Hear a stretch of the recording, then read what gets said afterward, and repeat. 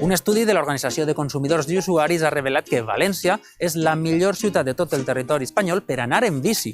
Nosaltres anem a pujar a una d'elles i veure què hi ha de cert en tot això.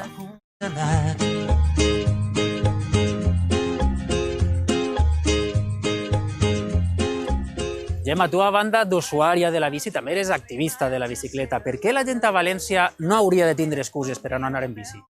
Doncs a València fa un clima que és meravellós per agafar la bici, a més de que és pla, i cada vegada tenim més facilitats, més carrils bici i més pacificació. Però a quins problemes vos enfronteu encara els que aneu en bici tot el dia? Doncs encara la ciutat està presa per els cotxes. Nosaltres demanem que es facin complir els límits de velocitat.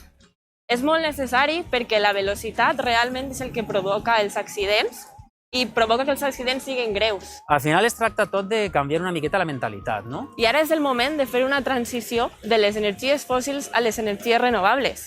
I això en la ciutat el que significa és canviar del cotxe als modes que són més actius i més saludables, que són anar en bici i anar caminant. Ciutats fetes a la mida de les persones i no dels cotxes. Exactament. I a la velocitat de les persones, que és a poc a poc. De paper mullat.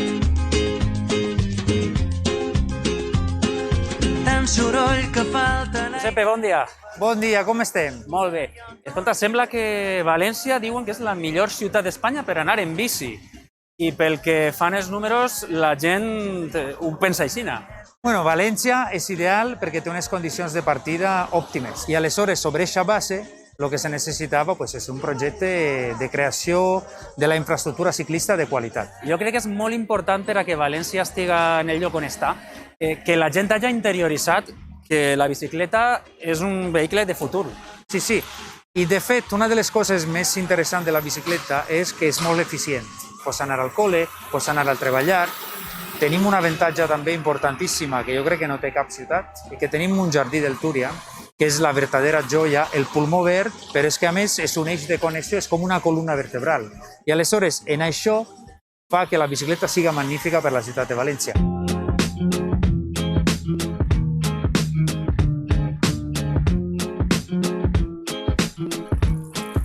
Marian, bon dia. Hola, bon dia. Escolta, tu vens des de Picanya fins a València tots els dies a treballar. Quins problemes teniu la gent que veniu a València en bicicleta d'altres pobles? Bueno, hi ha que pensar en València com una àrea metropolitana, no? I els pobles tenen les seues particularitats, però després n'hi ha una relació de dependència entre pobles i València. No tenim bons accessos, no tenim accessos, de fet, per a vindre en bicicleta de manera directa i ràpida. Normalment les carreteres van directes i no s'acaben. Fins i tot n'hi ha carrils bici que s'acaben de sobte i no s'esperen continuar. Que se tallen. Estem al costat d'una estació de tren, de metro. Quins problemes hi ha a l'hora d'usar el transport públic per la gent que va en bici?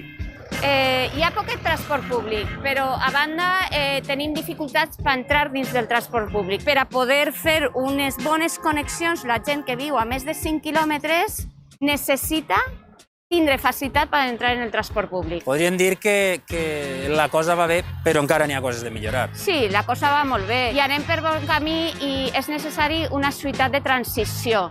No podem anar al tot de colp. A poquet s'han de fer canvis i si la ciutadania interpreta que són positius, anem en bon camí.